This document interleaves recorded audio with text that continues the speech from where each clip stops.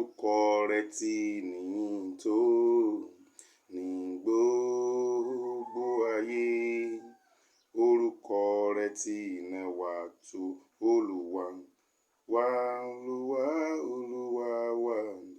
Orúkọ rẹ ti níyìn tó ní gbogbo ayé. Orúkọ rẹ ti nẹwà tó Olúwa ló wá. Praise the Lord. Olúwa dúpẹ́ lọ́wọ́ yín fún oore ọ̀fẹ́ àti àánú tẹ́ fi fún wa. Orin yìí a rí nínú orin Dávidi orí 9 láti ẹsẹ̀ 1. Ó ní orúkọ rẹ̀ ti níyìn tó, orúkọ rẹ̀ ti dára tó. Ọlọ́run Elédùmarè tẹ́ ọgbọ̀ pẹ̀ wá bá tó fún wa lóore ọ̀fẹ́ láti rí ọjọ́ òní. Ògo ló yẹ yín. A fi Sunday school ilé lọ́wọ́. Olúwa gbà gbogbo ògo. Jésù Kristi Olúwa wa. Àmín. Praise the Lord. Bíbélì pé púpọ̀.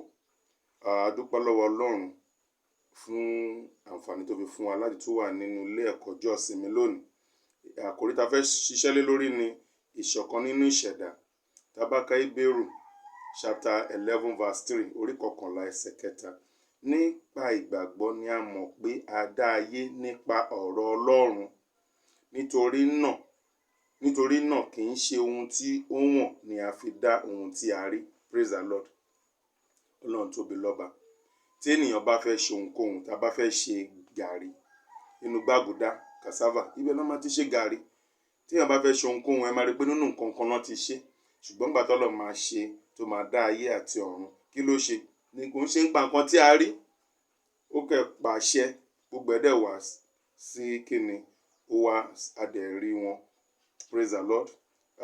Mo fẹ́ ká lọ tààrà sí inú ẹ̀kọ́ wa ọjọ́ tòní. Ṣùgbọ́n ká tó lọ náà, mo fẹ́ fi àkókò náà fi ìmoore wọn kan nínú àwọn ẹ̀gbọ́n mi nínú Olúwa. Àjọ lọ́lẹ̀wé ní iléèwé ẹ̀kọ́ gíga, ṣùgbọ́n mi ò bá wọn pàdé. Kí èmi tó wọlé iléèwé ẹ̀kọ́ gíga, wọ́n ti ṣe tán. Ṣùgbọ́n náà ṣe abára pàdé lórí ẹ̀rọ ayárabíàṣá, èyí tá ń pè ní WhatsApp platform fún àwọn alumni. Òun ló máa ń ṣe àpèránṣẹ́ e-version ti Sunday school ní church. Lágbára Ọlọ́run mọ̀ pé next Sunday lọ máa open church lẹ́kọ̀ọ́. A dẹ̀ dúpẹ́ lọ́wọ́ Ọlọ́run fún àǹfààní yìí. Bóyá a máa lè rí ìwé títí wa náà gbà, ìwé olùkọ́. Ṣùgbọ́n lónìí mo fẹ́ ká tètè lọ. Ó ní ìṣẹ̀dá náà ti kọ́ ṣe. Ó ní ìpín yìí ó ní ìṣẹ̀dá náà ti kọ́ ṣe. Ọlọ́run ṣẹ̀dá ayé. Ọlọ́run dá ènìyàn ní àwòrán wa. So orí àwòrán wa. Nígbà tó náà fẹ́ dá ènìyàn ní Genesis orí 1 ẹsẹ̀ 26. That is Genesis chapter 1 verse 26. Ó ní ẹ wá jẹ́ ká dá ènìyàn ní àwòrán wa. Praise the Lord. Ọlọ́run sì dá ènìyàn láwòrán rẹ̀. Tá bá ka Jòhánù orí 4 láti ẹsẹ̀ 24. John chapter 4 verse 24. Jésù ló sọ ńbẹ̀. Ó nítorí Ọlọ́run jẹ́ ẹ̀mí. Ẹnikẹ́ni tó bá sì máa sìn Ọlọ́run, ó láti sìn nínú ẹ̀mí àti inú òtítọ́. Praise the Lord. Tọ́lọ́run bá dá wa ní àwòrán rẹ̀, ìyẹn mi pé Ọlọ́run kọ́kọ́ dá wa ní ẹ̀mí. Praise the Lord. Nítorí tá bá kà sí wájú sí 27, 28, 29 pé Ọlọ́run sì dá wọn pé takọtabo ló dá wọn. Ẹ̀mí Ọlọ́run dá wa ní àwòrán rẹ̀. Ìgbà tó di chapter 2, Ọlọ́run tún bò wá láṣìírí.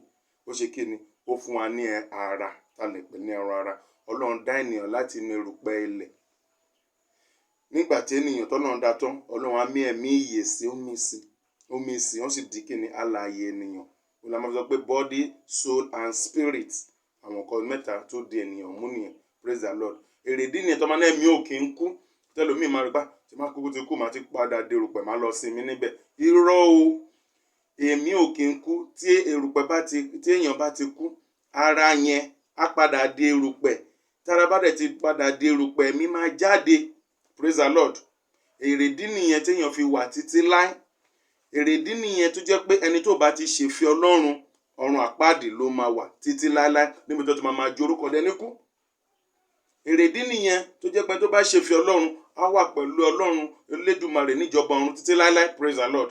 Ṣùgbọ́n ẹran ara ti wò pé kí nìkan tóun fẹ́ lose, òun nìkan tóun fẹ́ pàdánù. Èrèdí nìyẹn tẹ́ran ara fi máa ní ṣàgbèrè. Máa wo ọmọbìnrin yẹn, máa wo ọmọkùnrin yẹn. Ìdí ẹni tẹ́ran ara fi máa sọ pé jí ṣe báyìí, because ẹran ara ò níbì kan tó ń rè. Ẹran ara máa ṣe kí ni? Ó máa padà dé erùpẹ̀ ni. Ìwọ ni kó má jẹ́ kí ẹran ara kó borí ẹ. Agbára tó borí ẹran ara, Jésù Kristi á gbé wọ̀ wá. Jésù Kristi Olúwa wa, àmín. Now, wọ́n ní Genesis chapter 1:1-31, a máa rí gbogbo bí Ọlọ́run ṣe dá ọ̀run àti ayé pátápátá. Ní ayé sì wà ní rúdurùdu. Praise the Lord. Júùjù. Ẹ̀mí Ọlọ́run sì ń rá bàbà lójú ibú. Ọlọ́run sì gbé ìmọ́lẹ̀ kí ó wà. Ìmọ́lẹ̀ sì wà. Ṣùgbọ́n Jésù Kristi ni ìmọ́lẹ̀ òtítọ́. Ẹni tó wà tí òkùnkùn sì lè borí ẹ̀. Praise the Lord. Lè máa ka òrùn ló mú ìmọ́lẹ̀ wá. Ìgbà tó náà dá òrùn gan tẹ́ bá lọ wò, ó dà pé iṣẹ́ ọjọ́ 4 lòun. Praise the Lord. Kí ló wá ń fún ayé ní ìmọ́lẹ̀? Ìmọ́lẹ̀ láti wá sójú iṣẹ́. Praise the Lord. Náà ẹ jẹ́ ká fìyẹn sílẹ̀. Now, mo ti sọ̀rọ̀ nípa Genesis chapter 2:7, bọ́lá ṣe fún ènìyàn ní ara. Orin Dávidi 148:5, 104:24, 139:13-15, Òwe 3:19-20. Gbogbo ibi tí a fẹ́ ṣiṣẹ́ lé lórí ni mo fẹ́ ká fi ara balẹ̀ ká wò wọ́n. Nítorí àkókò ni àní lè máa ṣí Bíbélì láti máa wọ́n lẹ́ẹ̀kọ̀ọ̀kan. Ó ń sọ bí Ọlọ́run ṣe tóbi tó, bọ́lá ṣe fi ọgbọ́n àti òye àti ìmọ̀ ṣe ìṣẹ̀dá ohun gbogbo. Praise the Lord. Praise the living Jesus. Pápá ibì kan sọ ní Bíbélì nínú Matthew chapter 10:30. Ó ní pé irun wa lọ́lọ́run ti kà ṣánṣán. Now, ìbọn náà pé each strand of our hair are codified, are numbered. Praise the Lord. Ènìyàn jẹ́ ohun tó lọ́n dá tògótògó. Kẹ́ ń ṣe èèyàn kan lásán. Bó ṣe wà gẹ́gẹ́ bí ẹnìkan, ó yàtọ̀ sí ẹlòmíràn. Ẹlòmíràn ó jọ bàbá, ó jọ ìyẹ́. Ṣùgbọ́n ẹ̀dá ọ̀tọ̀ ni wá. Náà ní láìpẹ́ láì jìnnà, mo lọ sí ìkan nínú àwọn báǹkì ilé ìfowópamọ́ ní ìlú wa lẹ́kọ̀ọ́ bíbá, GTB. Kí ni ó máa ṣẹlẹ̀? Ó yẹ ká lo káàdì fi gba owó tá ń pè ní ATM. Ṣùgbọ́n wọ́n ní ọwọ́ aláǹlá ti lò finger. Ǹdẹ̀ gbọ́wọ́ sí. Ọwọ́ mi bá di pin code. Lówó bá jáde pàpàpàpàpàpàpà. Praise the Lord. Ìyẹn túmọ̀ sí pé irú nǹkan tí mo ní, àwọn làtakọ sí ọwọ́ mi yìí, kò tún sẹ́ni tó ti nú rẹ̀. Praise the Lord. Ọlọ́run dá wa ní ìṣẹ̀dá ọ̀tọ̀. Praise the Lord. So ìṣẹ̀dá jẹ́ ìgbésẹ̀ Ọlọ́run tí ó mú ayé gbogbo ẹ̀dá alààyè wá. Wíwo bí Ọlọ́run ti ṣe ṣẹ̀dá ayé nìkan kọ́ ni a ṣe ní iyì. A ní láti kọ́ àwọn ẹ̀kọ́ nípa bí Ọlọ́run oníṣọ̀kan ti wọnú pípé ayé láti wá àti dídá ènìyàn ní àwòrán ara rẹ̀. Praise the Lord. Ọlọ́run ṣẹ̀dá ayé àti gbogbo yẹn. Genesis chapter 1-31. Orin Dávidi 148:5.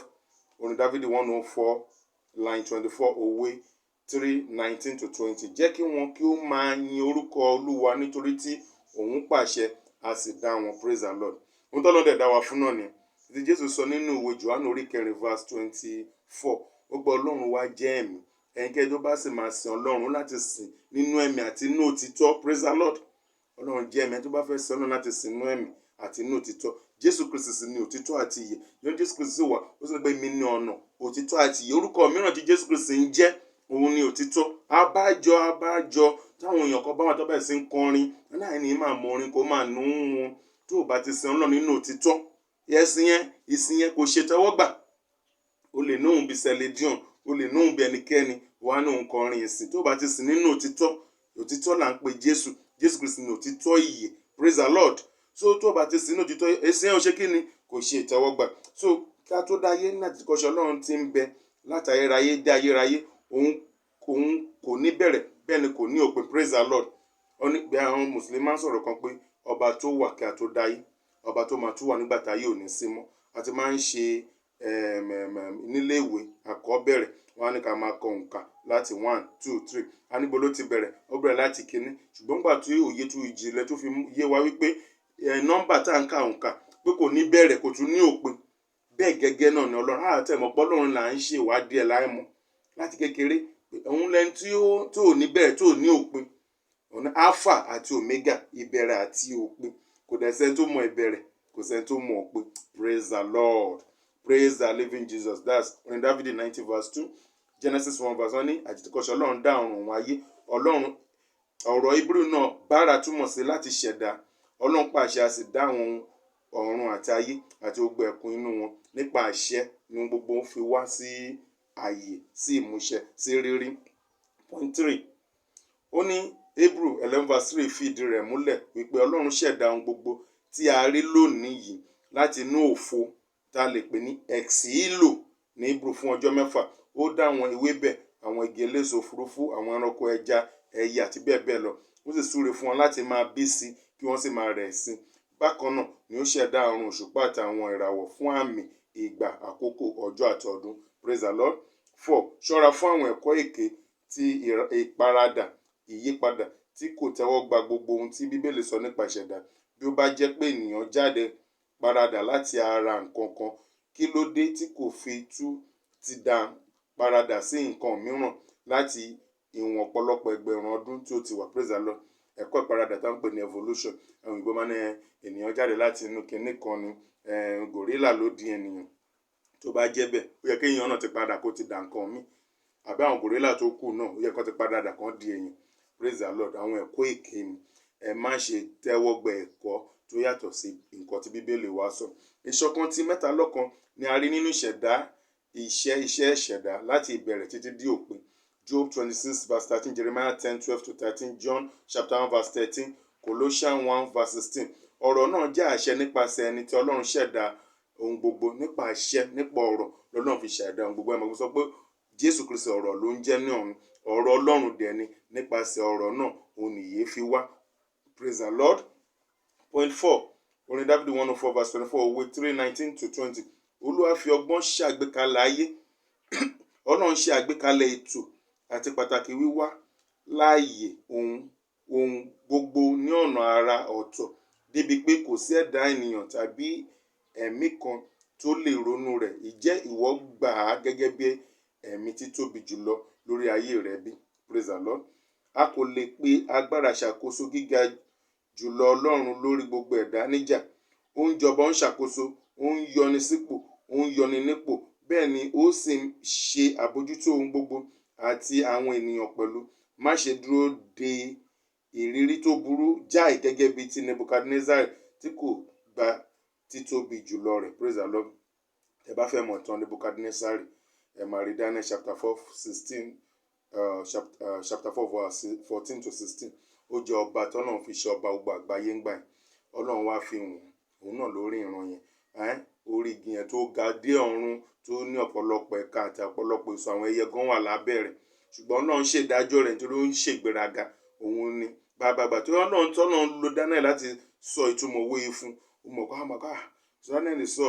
Ṣùgbọ́n ní lẹ́yìn oṣù 12 ọ̀rọ̀ yìí wá sí ìmúṣẹ nígbà tó bẹ̀rẹ̀ sí ní lọ tó ní ẹ̀rí mi nínú ọlá mi. Ẹ wo gbogbo nǹkan báyìí, ohùn Ọlọ́run á jáde sí. Bíbélì sọ pé ó wà lára àwọn ẹranko, ó ń jẹ koríko bí ẹranko báyìí. Nǹkan náà yọ ṣọṣọṣọṣọ báyìí. Irun ẹ̀ dàbí ìyẹ́ adìyẹ. Ṣùgbọ́n nígbà tí ara ẹ̀ yá, Bible mi sọ wípé ìgbà tí wèrè kúrò lára ẹ̀, that is when he regained his sanity, ó wá rí pé Ọlọ́run ni Ọlọ́run, òun ló tóbi jọjọ. Má jẹ́ kó dìgbà tí nǹkan kan ìbí ìṣẹ̀lẹ̀ kan bá ṣẹlẹ̀ sí ẹ ní kó tó fi ọlá Ọlọ́run wọn. Ọlọ́run ọba ńlá ni. Praise the Lord. Ọlọ́run dá ènìyàn ní àwòrán wa. A lo èdè yẹn torí pé Ọlọ́run wí pé ẹ jẹ́ ká dá ènìyàn ní àwòrán wa nínú Genesis chapter 1:26. Aláti dúpẹ́ lọ́wọ́ Ọlọ́run. Èmi ó yìn ọ́ nítorí tẹ̀rùtẹ̀rù àti tìyanu ni a dá mi. Ìyanu iṣẹ́ rẹ, èyí ni ọkàn mi sì mọ̀ dájúdájú. Genesis 1:26-27.